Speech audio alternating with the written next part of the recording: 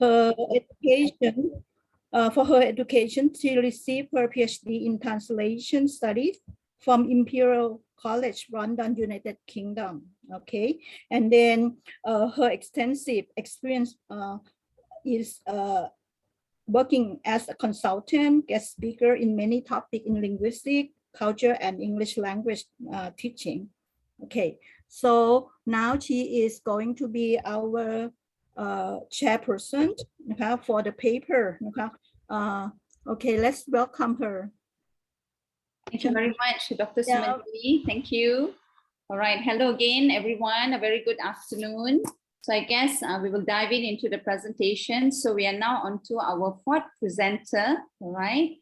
The title of the presentation is An Assessment of the Digitalization at the College and University Level and Input to the Strategic Performance Management Program, SPMP. And the authors are Franco, Altamia, Quodala, apologies for the mispronunciation, and of course, Associate Professor Dr. Rowena Gonzaga de la Cruz. So and both authors are from the Faculty of Research Extension, Quality Assurance and International Affairs, University of the City of Muntinlupa, Philippines. So I bid a welcome to the authors to begin your presentation. Thank you.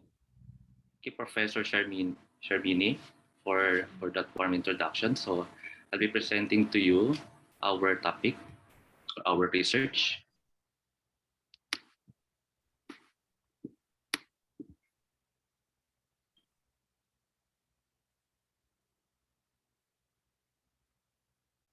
Okay, can you see? Can you see? Okay, thank you.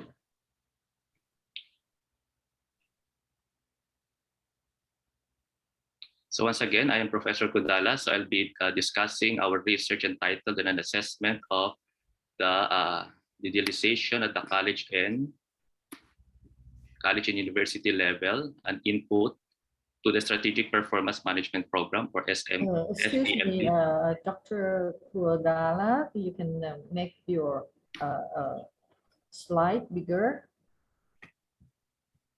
if you can. No, in the full screen, please.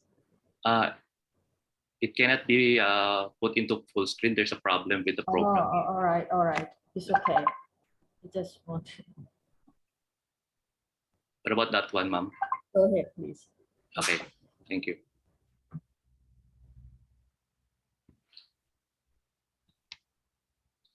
So, okay, let me introduce our topic. So because of the COVID-19 pandemic, it has caused schools and of course universities to lock down, and most of the teachers, which are considered to be an indispensable members of the education sector, were put into synchronous and asynchronous mode of education, and therefore the online of delivery of learning is done by means of virtual. However, there's a research according to Susan Grahek and the 2019-2020 EduCase Review, wherein according to her, there are 13% engaged in digital transformation, 32% are developing a digital strategy, 38% are still exploring, and 17% investing in no time in digital transformation. So this gives me an idea, or the researchers, me and Dr. Rowena, had this an idea on find the gap regarding this research of Susan Grahek, especially when it comes to the application of this digital transformation in the Philippines. However, according to D2L in 2020, the Philippines already embracing digital transformation in enhancing the quality of higher education by 83%. Although there is a number, but then when it comes to implementation and recommendation, was not able to put it into writing. So what is now the objective or the objectives of this research? The first one is to identify the status of digital transformation in selected colleges and universities in the Philippines. And the second one is to suggest improvement in the technological application and services provided by the respondents by means of strategic performance management program. So this is an identification, okay, especially on the works and processes done by university officials and administrators, and therefore what will be the recommended solution after they have presented the result of the study. So what are the materials and methods? The first one is a survey instrument, which was given to the respondents. No, most of them are administrators. Then the sampling technique was done in a snowball technique because of the referral system. And the third one is through Google Forms to the administrators of selected public and private colleges, universities. And the survey, which was verified, validated, and verified, and with the reliability of given by the administrators, and it was divided into demographic profile and identification of digital transformation. So what are the materials and methods? Okay. We have statistical treatment, frequency, count, and percentage. Now let's proceed to results and discussion. So there are 37 institutions who participated in this research. 34 of them are from local colleges and universities, state universities and colleges, meaning these are government-owned institutions, or 91.9%. And 3 of them are from private schools, or 81.5%. When say private, these are privately owned schools. 28 of 37 respondents, or 75.7%, are full-time administrators with no teaching or faculty load, and 9 of 37, or 24.3%, are full administrator with teaching or faculty load. 15 of 37 respondents. When it comes to sex, we have 40.5% are male, and 22 of 37, or 59.9% of the respondents are female.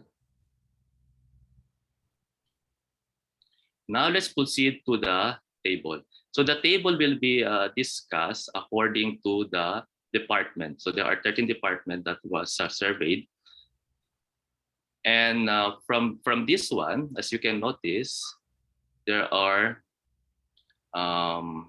76 or 185% or 185 or 41% are fully applied, and 12 of 185 or 6.5% are not fully applied. Therefore, according to HON in 2017, digital technologies are constantly changing, and school guidance counselors are challenged to keep up with adolescents' use and acquisition of new technologies. Next one in the list is University Learning Resource Center. As you can notice, there are 54 out of 185, or 29%, are fully applied, and 35 out of 185, or 19%, are not fully applied. Therefore, what will be the implication of this low percentage? It should be addressed because, as reported, the digital library is very helpful in education by getting quick and dynamic information, assisting the students or the users in the process of learning, teaching, help in getting catalogs and references, as discussed by Vijitya, Wahidyun, and Abdullah in 2019. The next one in the list is table number 3, and it is about scholarship, financial assistance. Again, from the table, there are about 93 out of 185, or 50%, are fully applied, and 11 out of 185, or 6%, are not fully applied. So therefore, the impact of automation might play a role in students choosing their career paths according to Imran Ramesh in 2020. Now let's proceed to the fourth one. And this is about the Human Resource Development and Management Office. Again, from the table, there are 87 out of 185, or 47%, are fully applied, and 24 out of 185, or 13%, are not fully applied. It means that nearly half are fully automated when it comes to a human resource management office. Therefore, it is important for HR function to be digitalized to simplify, accelerate, and economize the activities according to MOSCA in 2020.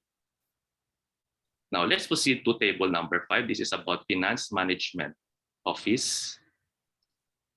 So from the Finance Management Office, the table above presents the 74 out of 185, or 40%, are fully applied, and 45 out of 185, or 24%, are not fully applied in terms of financial management.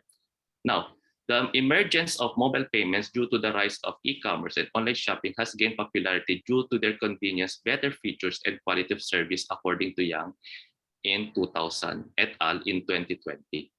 Now let's proceed to the sixth one, and this is about the disaster preparedness and emergency response. And there is, as you can notice, there are 82 out of 185 or 44% are fully applied, and 28 out of 185 or 15% are not fully applied.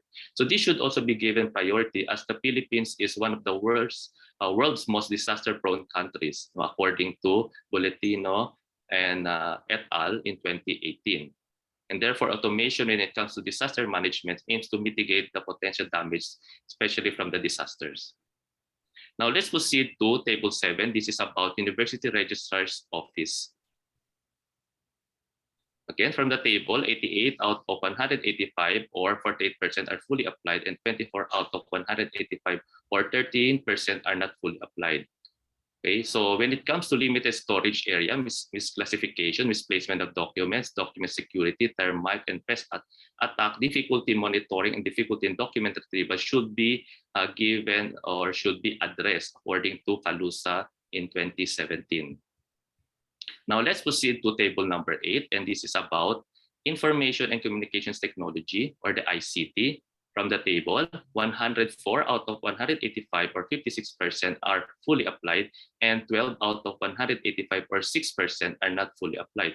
Research entails that the benefits brought about by ICT to schools provide new strategic opportunity to increase business value, according to Combs et al. In 2020. And on the 9th table, this is about university clinic.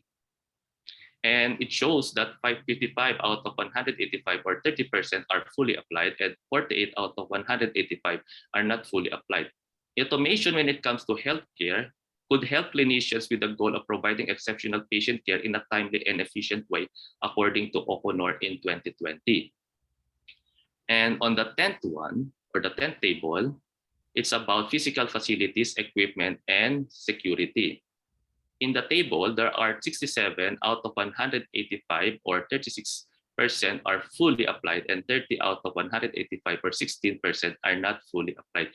This indicates that some schools are not fully automated when it comes to this section, especially when it comes to building automation, according to Gravetto in 2021.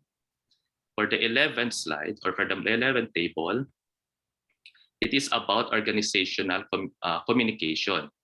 Again, from the table, it presents that 79 out of 185 or 43% are fully applied, and 22 out of 185 or 12% are not fully applied. Automation in organizational communication illustrates technology impact on work system, and organization, according to Casio, and therefore automation provides great impact in various aspects of the organization. Now, on the 12th one, this is about the Research and Extension Office. It says there that 69 out of 185 or 33% are fully applied, and 44 out of 185 or 24% are not fully applied. Therefore, the possibility of automation in the research laboratory is likely to be an increasingly critical component, according to Holland in 2020. Therefore, communication by each member of the team provides performance and job satisfaction, also mentioned by another research by Proctor in 2014.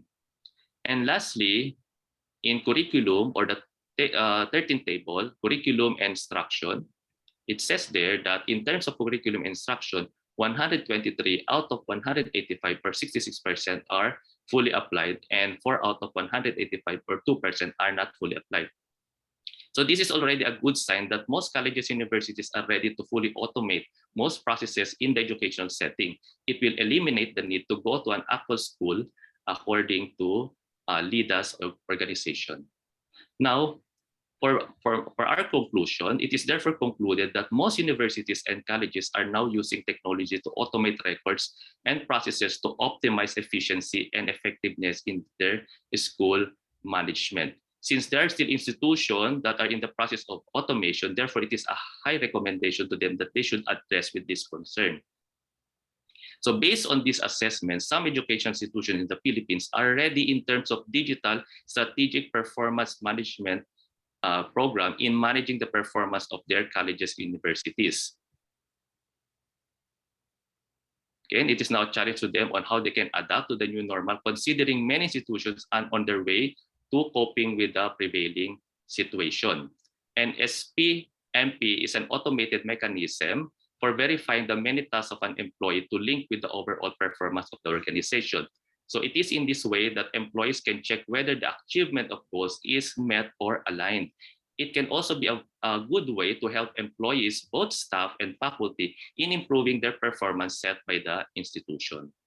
So that's all. Thank you, and have a good day.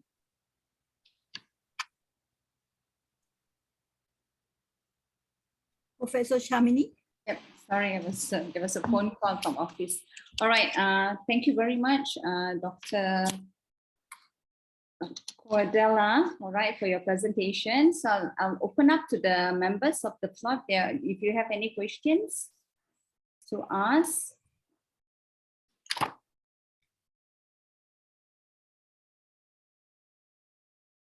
If there's none. Oh, I can ask. Yes, please, Dr. Supinda, thank you very much. Ask everyone. Dr. Quodala, let me ask you one thing. Have you ever found any difficulties in the resistance of changes from your staff, students in the institute? Yes, ma'am. When it comes to automation, especially when it comes to publication of document, as well as submission of school assignments and activities, this was presented by the respondents, and therefore we are asking for the implementation of this strategic performance management program, because we believe that this will help the institution, not only the administrators, but as well as to the students. So they give you full collaboration. Yes. Thank Great. you. Thank you, Doc. Thank you. I'm done with my question.